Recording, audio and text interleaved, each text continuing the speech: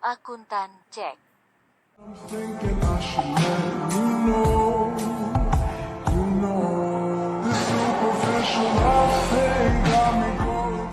Perusahaan manufaktur adalah perusahaan yang kegiatan utamanya mengolah bahan baku menjadi barang setengah jadi atau barang jadi yang memiliki nilai jual.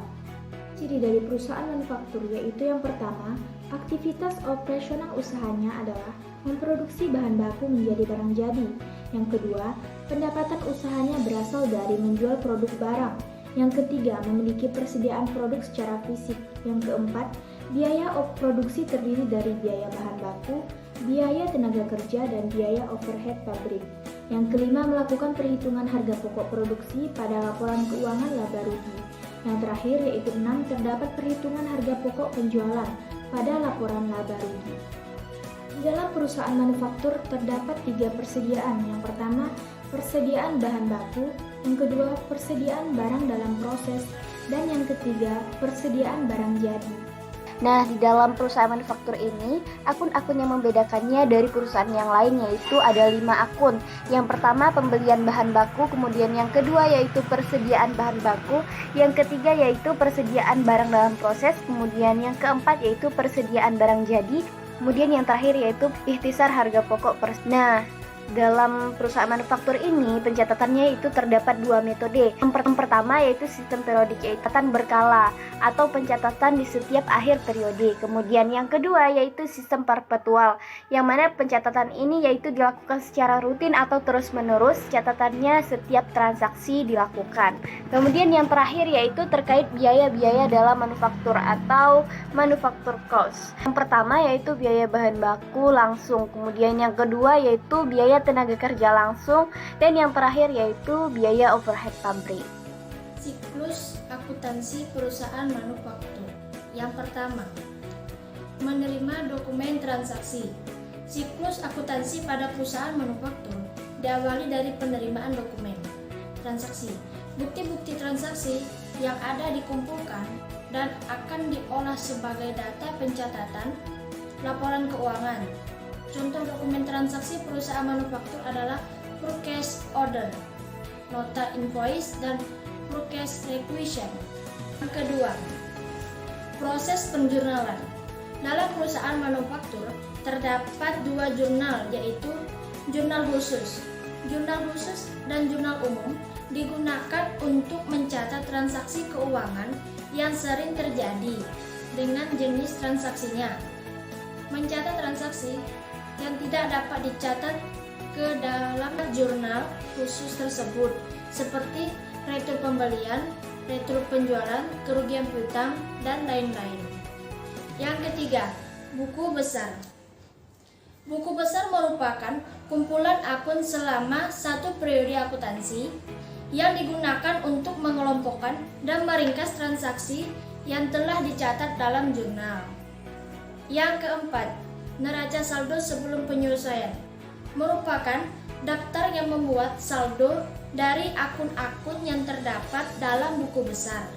Tujuannya untuk memahami apakah pencatatan transaksi pada jurnal sudah benar. Yang kelima, jurnal penyesuaian. Jurnal penyesuaian muncul setelah neraca saldo karena perusahaan manufaktur menggunakan metode akrual. Secara sederhana, metode akrual adalah metode pencatatan transaksi sesuai dengan waktu kejadian, bukan terjadinya kas masuk atau keluar. Dalam jurnal penyesuaian, semua persediaan akan disesuaikan. Contoh, persediaan yang disesuaikan adalah bahan baku, bahan jadi, dan barang dalam proses. Yang keenam, neraca laju. Neraca laju merupakan kertas berkolom-kolom yang direncanakan secara spesifik untuk menghimpun seluruh data akuntansi pada saat perusahaan untuk menyusun laporan keuangan di akhir periode. Yang ketujuh, laporan keuangan. Laporan yang menunjukkan posisi dan kondisi keuangan dari perusahaan dalam jangka waktu tertentu yang terdiri dari laporan harga pokok produksi, Yang kedua, laporan laba rugi. Yang ketiga, laporan perubahan modal ekuitas. Yang keempat, neraca. Yang kelima, arus kas. Yang keenam, CALK atau catatan atas laporan keuangan. Yang kedelapan, jurnal penutup. Jurnal penutup merupakan jurnal untuk memindahkan saldo akun nominal seperti pendapatan, beban, laba rugi ke modal, tipe ke modal, agar akun real menunjukkan kondisi yang sebenarnya atau nol. Pada PT Sukses Abadi per Desember tahun 2018. Pada tanggal 1 bulan Desember, dibeli bahan baku secara kredit sebesar 5 juta rupiah. Pada tanggal 2, selama bulan Desember, 3 juta digunakan untuk produksi dan 500.000 dikeluarkan untuk penggunaan tidak langsung. Tanggal 3, selama bulan Desember, total gaji yang dibayarkan sebesar 6 juta rupiah, yang terdiri dari tenaga kerja langsung 65% dan tenaga kerja tidak langsung 15%, bagian pemasaran 13%, serta bagian administrasi 7%. Nah, untuk transaksi selanjutnya dapat dilihat pada gambar yang telah kami tampilkan. Tahap selanjutnya yaitu tahap penjurnalan. Di dalam perusahaan manufaktur terdapat 2 jurnal, yaitu jurnal umum dan jurnal khusus. Namun, di dalam perusahaan manufaktur terdapat juga kebijakan dari perusahaan mau menggunakan jurnal yang mana, mau menggunakan kedua jurnal tersebut atau salah satunya saja. Nah, kebetulan di sini kami hanya menggunakan jurnal umum. Langsung saja, formatnya yaitu tanggal, keterangan, ref, debit, dan kredit. Pada tanggal 1 tadi, pada transaksinya, dibeli bahan baku secara kredit, artinya bahan bakunya bertambah di sebelah debit sebesar 5 juta rupiah. Langsung saja kita pindahkan ke jurnalnya. Dan dibeli secara kredit, artinya utangnya bertambah di sebelah kredit, berarti 5 juta rupiah. Langsung saja kita masukkan ke dalam jurnal umumnya. Pada tanggal 1, dibeli bahan baku secara kredit sebesar 5 juta rupiah. Nah, di sini ada kata dibeli bahan baku, maka bahan bakunya bertambah di sebelah debit sebesar 5 juta rupiah. Dan dibeli secara kredit, artinya perusahaan menambah utangnya, yaitu bertambah di sebelah kredit sebesar 5 juta rupiah. Nah, untuk tanggal 2, selama bulan Desember, 3 juta digunakan untuk produksi dan 500.000 dikeluarkan untuk penggunaan tidak langsung. Maka jurnalnya yaitu barang dalam proses di sebelah debit sebesar 3 juta dan 500.000 sebagai pengendalian overhead pabrik di sebelah debit, dan bahan bakunya di sebelah kredit sebesar 3.500.000. Nah, untuk transaksi selanjutnya atau jurnalnya bisa dilihat pada gambar yang telah kami tampilkan. Baik, kita lanjut ke siklus akuntansi dalam perusahaan manufaktur. Yang pertama saya bahas adalah terkait buku besar. Buku besar adalah proses yang ada dalam siklus akuntansi, yakni kita memposting atau memindahkan seluruh akun yang telah dilakukan analisis sebelumnya pada jurnal umum maupun jurnal khusus. Nah, pada buku besar ini, khususnya pada PT Sukses Abadi per 31 Desember 2018, adanya akun kas, piutang, usul tagih, barang jadi, dan sebagainya, sampai akun beban. Sini saya mengambil sampel yaitu pada barang jadi. Saldo awalnya sebesar Rp20.250.000 berada di sisi debit, dan pada tanggal 6 adanya produk jadi yang masuk ke perusahaan manufaktur tersebut atau yang telah diproses sebesar 19 juta. Maka debit bertemu debit ditambahkan atau dijumlahkan hasilnya sebesar Rp39.250.000, dan adanya penjualan atau produk jadi dikeluarkan sehingga berada di sisi kredit khususnya pada tanggal 7 sebesar Rp29.250.000, dan hasil akhirnya tetap berada di debit karena lebih besar debit daripada kredit dan hasilnya sebesar 10 juta.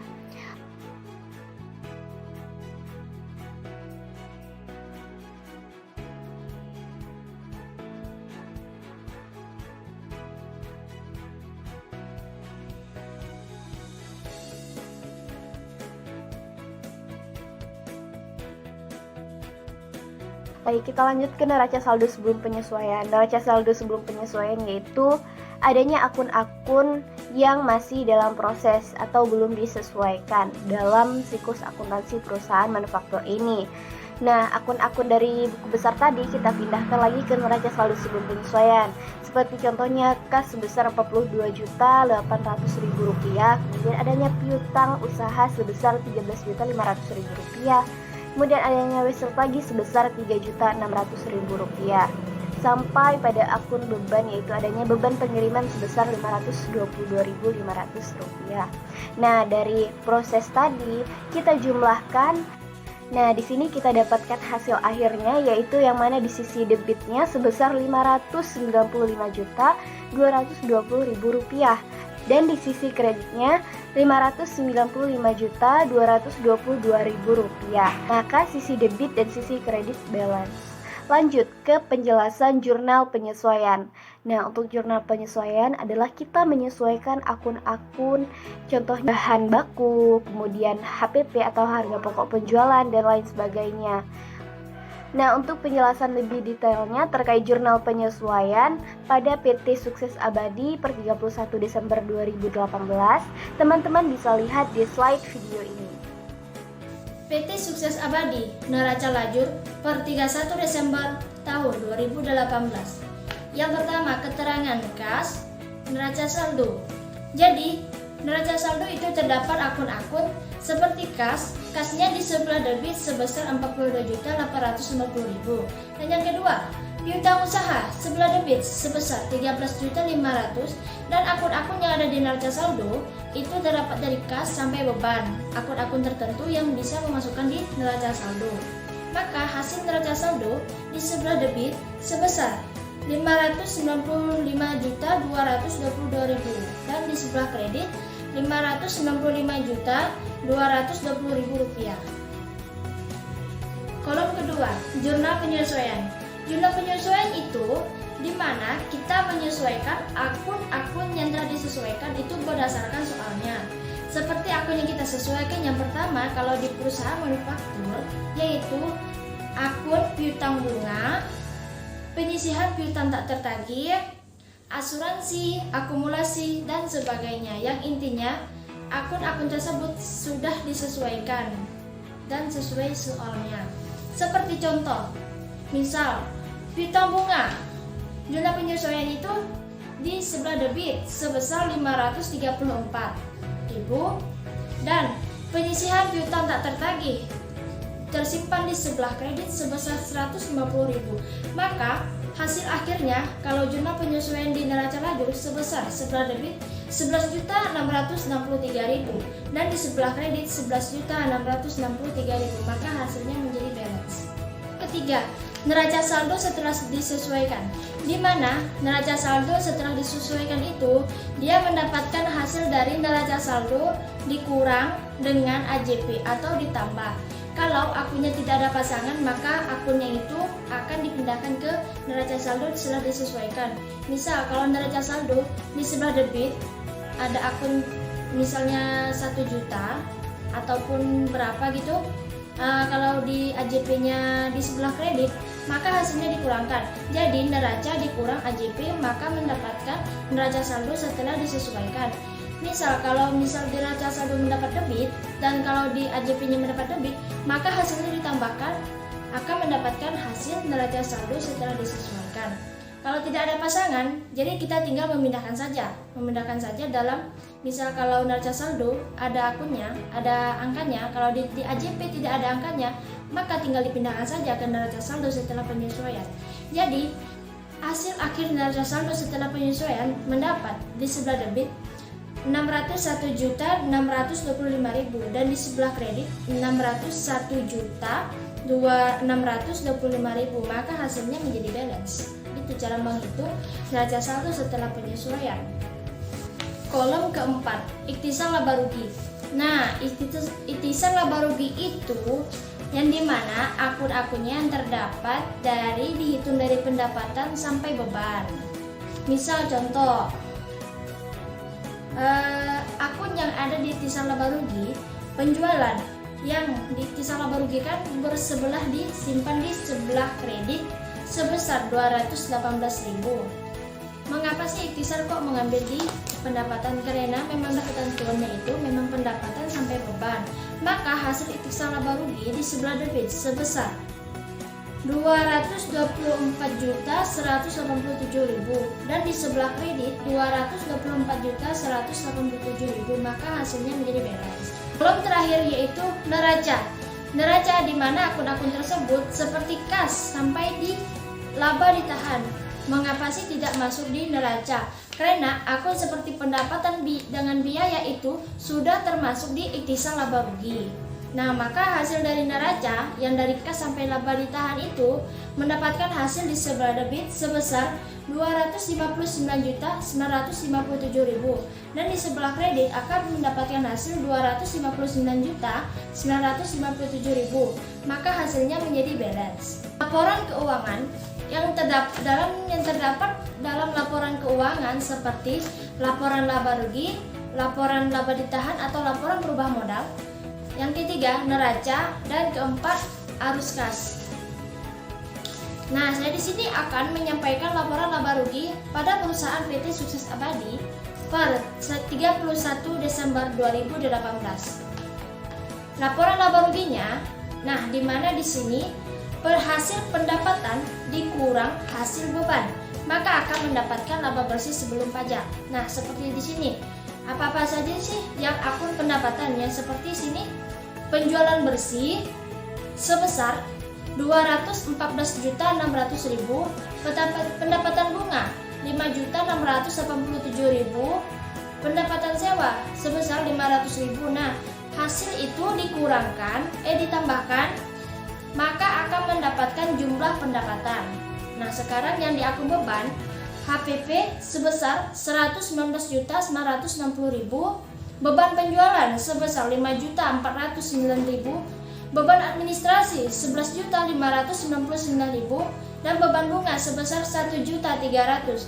Maka hasilnya ditambahkan akan mendapatkan bebannya sebesar 138.268.000. Nah, jumlah pendapatan dan dengan jumlah beban dikurangkan, maka akan mendapatkan laba bersih sebelum pajak sebesar 82.519.000. Yang kedua, laporan laba ditahan atau laporan perubahan modal pada PD Sukses Abadi per 31 Desember 2018. Yang pertama, laba ditahan pada 1 Januari 2018 sebesar 25.900.000. Laba bersihnya 82.519.000 ditambahkan, maka akan mendapatkan hasil akhirnya laba ditahan sebesar 108.419.000. Yang ketiga, neraca pada perusahaan PT Sukses Abadi per 31 Desember 2018. Nah, di sini neraca itu terdapat akun aktiva dan pasiva atau kewajiban. Saya di sini akan menjelaskan akun aktiva dulu, yang dimana aktiva itu ada aktiva lancar dan aktiva tetap. Itu akunnya berbeda-beda. Kalau aktiva lancar itu terdapat akun kas, piutang usaha, dan penyisihan piutang tak tertagih.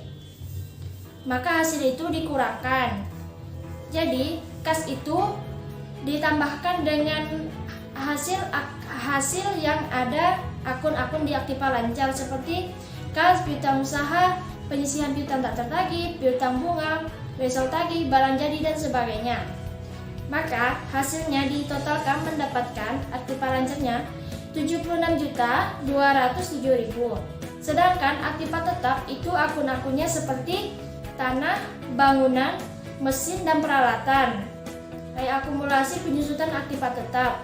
Nah, dari hasil tersebut maka ditambahkan mendapatkan aktiva tetap sebesar 369.050.000. Jadi total aktiva sebesar 455.107.000. Apa sih perbedaan aktiva tetap dan aktiva lancar? Nah, perbedaannya aktiva lancar itu pemakaian barang ataupun pemakaian yang lain-lain itu kurang dari 1 tahun, sedangkan aktiva tetap bisa melebihi dari 1 tahun. Itu perbedaannya. Terus kewajiban dan ekuitas. Kewajiban yaitu ada kewajiban lancar dan kewajiban jangka panjang. Kewajiban lancar itu akun-akunnya seperti utang usaha, sewa diterima di muka, wesel bayar. Maka mendapatkan kewajiban lancar totalnya Rp 60.100.000. Kalau kewajiban jangka panjang akun-akunnya utang obligasi dan utang gaji. Maka hasilnya ditambahkan mendapatkan total kewajiban jangka panjang sebesar Rp54.160.000. Total kewajiban aktiva, total kewajiban lancar dan kewajiban jangka panjang ditambahkan, maka akan mendapatkan hasil sebesar Rp123.260.000. Dan ekuitas pemegang saham modal disetor yang akun-akunnya seperti saham biasa dan agio saham, maka hasilnya ditambahkan mendapatkan hasil modal disetornya Rp223.428.000. Nah, laba ditahan sebesar Rp108.419.000 ditambah total ekuitas pemegang saham Rp331.847.000, maka mendapatkan total kewajiban dan ekuitas sebesar Rp455.107.000, maka hasilnya menjadi beres neraca. Laporan arus kas pada PT Sukses Abadi per 31 Desember 2018. Laporan arus kas itu yang pertama, kas pada tanggal 1 Desember 2018 sebesar Rp12.800.000. Nah, arus kas terdapat akun-akun penjualan dikurang pembayaran beban operasional, maka mendapatkan hasil Rp30.050.000. Jadi, arus kas bersih saldonya sebesar Rp42.856.000, maka dapatkan hasil itu. Hasil kas pada tanggal 1 Desember 2018 ditambahkan dengan hasil yang dikurangkan dari penjualan dan pembayaran beban operasional, maka mendapatkan hasil arus kas bersih yang saya sebutkan tadi sebesar Rp42.850.000. Terakhir, jurnal penutup PT Sukses Abadi per 31 Desember 2018. Nah, jurnal penutup ini di mana kita disuruh untuk menutup akun-akun nominal agar jumlahnya menjadi real. Seperti kita menutup akun pendapatan dan beban. Terus kita menutup akun ikhtisal laba rugi. Maka seperti misalnya akun pendapatan yang kita tutup seperti penjualan, pendapatan bunga, pendapatan sewa terhadap ikhtisal laba rugi, maka yang kita tutup adalah akun pendapatan.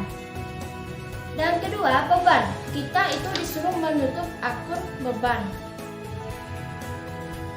atau menutup akun ikhtisal laba rugi. Seperti di sini, ikhtisal laba rugi di sebelah debit dan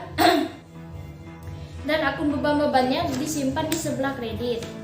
Terus yang terakhir, kita menutup akun ikhtisal laba rugi ataupun laba ditahan. Nah, jadi hasil jurnal penutup hasil akhirnya di sebelah debit sebesar Rp448.347.000 dan di sebelah kredit Rp448.347.000.